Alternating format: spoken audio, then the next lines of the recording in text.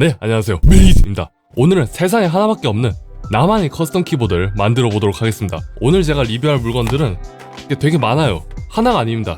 키보드 하우징이랑 키보드 키캡 그리고 스위치로 이루어져 있습니다. 이것들이 모두 나만의 커스텀 키보드를 만들기 위해서 필요한 제품들입니다. 그래서 하우징 먼저 보여드리자면 키보드 하우징으로 GK61X라는 제품을 사용할 겁니다. 이 키보드 하우징 같은 경우는 쿠폰 먹이면 4만원 정도면 구할 수가 있습니다. 그리고 키캡입니다. 이 키캡은 사쿠라 키캡인데 한 2만원 정도는 구할 수 있어요. 그리고 마지막으로 기계식 키보드의 핵심이라고 할 수 있는 스위치를 하나 준비했습니다. 이 스위치는 게이트론 갈축입니다. 그래서 여기에 보이는 세 가지 물품이 있으면 세상에 하나밖에 없는 나만의 키보드를 만들 수가 있습니다. 그런데 여기에 보이는 키캡과 하우징은 뱅굿에서 제품만 협찬받았고 이 스위치는 내돈내산으로 제가 샀습니다. 광고주가 스위치를 안 보내줬어요. 당연하지만 단순히 키보드가 필요하다 이런 분들은 완제품 키보드를 사는 게 낫고, 나한테 최적화된 나만의 키보드를 맞추고 싶은 분들은 이 제품 고민하시면 될 것 같습니다. 그러면 지금 바로 언박싱과 조립 시작해보도록 하겠습니다. 가장 먼저 이렇게 기계식 스위치를 준비해 주시고요. 뭐야 이건? 에잇! 그 다음에는 여기 사쿠라 키캡을 열어봅시다. 위에 보이는 키캡을 걷어내면 아래쪽에는 각종 방향키와 기능키 그리고 키캡 리무버가 들어있습니다.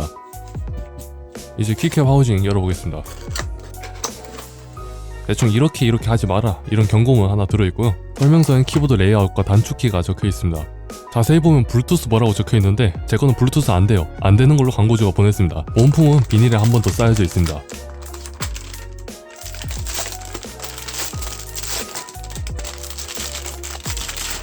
그런데 뒤쪽에 보면 키보드 높낮이 조절하는 게 없어요. 높여서 쓰는 게 손목 건강에는 안 좋긴 한데 왜 없는지는 의문이네요. 아무튼 하우징 전면은 이렇게 생겼습니다. 이제 다른 부속품 뭐 들어있는지 열어봅시다. 가장 먼저 C타입 USB 케이블이 보입니다. 그리고 의외로 퀄리티가 상당합니다. 여기에는 키캡과 스위치 리무버가 들어있고요.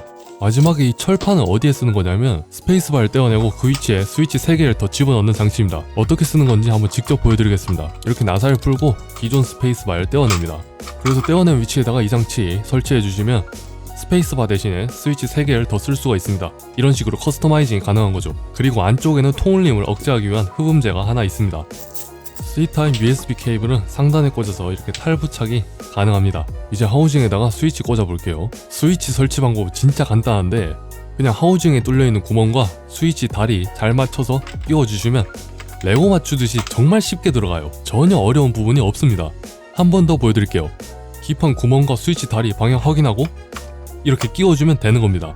키보드 커스텀이라 해서 전혀 겁먹을 필요가 없습니다. 대신에 스위치 하나하나 끼우는 게 좀 귀찮긴 한데 그나마 이게 10키리스의 기능키 없는 61키 버전이라서 그나마 이게 편한 겁니다. 이제 드디어 마지막 키를 장착해줍니다.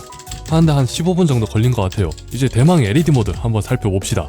FN과 대괄호 닫는 거 눌러주면 LED 모드가 바뀝니다. 첫 번째는 단색으로 켜지는 모드, 두 번째는 모든 키에 레인보우 효과 들어가는 거, 세 번째는 레인보우 사선으로 이동하는 모드, 네 번째는 레인보우 엇갈리는 모드, 다섯 번째는 처음 봤던 이 모드가 됩니다. 여섯 번째는 누른 키에 레인보우로 색 들어오는 모드, 일곱 번째는 누른 키로부터 좌우로 색깔 퍼지는 모드, 여덟 번째는 그냥 LED가 꺼집니다.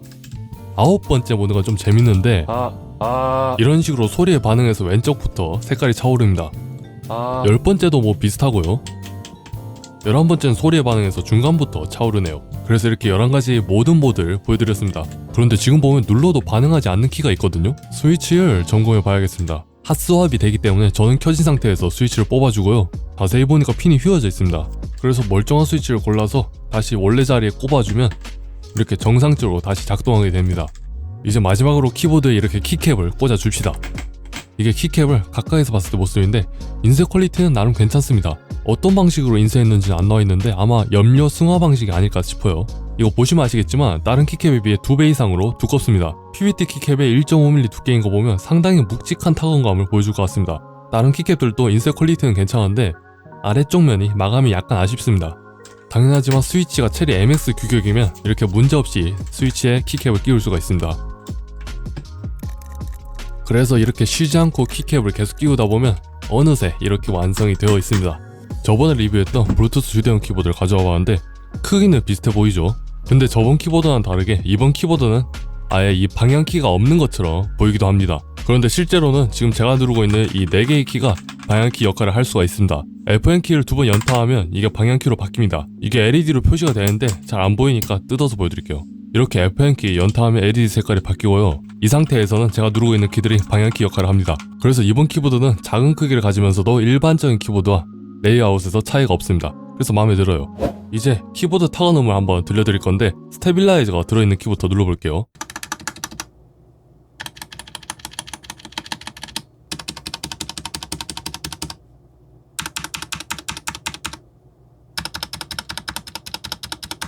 쇠소리가 들리진 않는데 다소 유난히 과하게 된 키가 일부 있습니다. 이제 스페이스바 상태 한번 봅시다. 얘는 상태가 왜 이래? 아무튼 다른 키보드랑 소리 비교 한번 해보겠습니다. 이건 게이트론 적축이 소리입니다.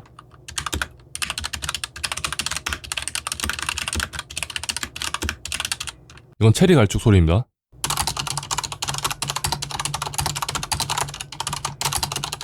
마지막으로 오늘 제품 소리입니다.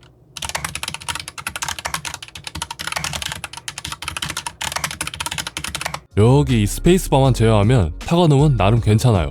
그런데 영상을 이렇게만 보시면 왜 커스텀 키보드가 필요한지 이해가 안 되시는 분들이 있을 거예요. 이거 원래 어떻게 커스텀하는지 예시를 보여드리자면 이렇게 게임할 때 자주 누르는 키들은 다 뽑아줍니다. 그래서 게임할 때 자주 누르는 키는 키압이 낮은 적축으로 맞추고 쉽게 눌리면 안 되는 스킬 키는 흑축이나 청축으로 맞춰서 각각의 키마다 스위치를 다르게 할 수 있다는 겁니다. 물론 저는 갈축밖에 없어서 예시만 이렇게 보여드렸습니다. 이렇게 해서 세상에 하나밖에 없는 나만의 커스텀 키보드를 만들어 봤습니다. 그냥 레고 끼우듯이 끼우기만 하면 되는 수준이라서 키보드에 약간만 관심 있는 분이라도 누구나 이렇게 키보드 커스텀 도전할 수 있을 것 같네요. 정말 키보드 스위치만 구분할 줄 알면 누구나 이런 키보드 커스텀 할 수 있을 겁니다. 그래서 6에서 8만원 정도의 금액만 있으면 이런 키보드 커스텀 누구나 어렵지 않게 도전할 수 있습니다. 물론 이제 키보드에 관심이 없으시거나 가성비를 찾으시는 분들은 당연히 이런 거 사시면 안 되죠. 이런 분들은 완제품 사셔야 됩니다. 그래서 키보드에 애착이 있으신 키보드 매니아 분들은 이거 한번 도전해봐도 괜찮을 것 같습니다. 다만 이 제품의 아쉬운 점이 스페이스바 소리가 너무 커요. 예, 흡음재도 들어가 있긴 한데 스페이스바에서만 유독 통울림이 좀 심해요. 마감이나 편의성 그리고 LED 퀄리티는 흠잡을 데가 없는데 요런 부분 이런 부분만 좀 개선된다면 정말 좋을 것 같습니다. 그리고 뒤에 키보드 받침대가 없어서 개인적으로 불편하다고 느끼시는 분들이 있을 수 있을 것 같아요. 그래서 이렇게 커스텀 키보드 만들어 놓으니까 예쁩니다. 예, 결론이 예쁘다예요. 그러면 저는 다음에 더 유익한 영상으로 찾아뵙도록 하겠습니다. 메이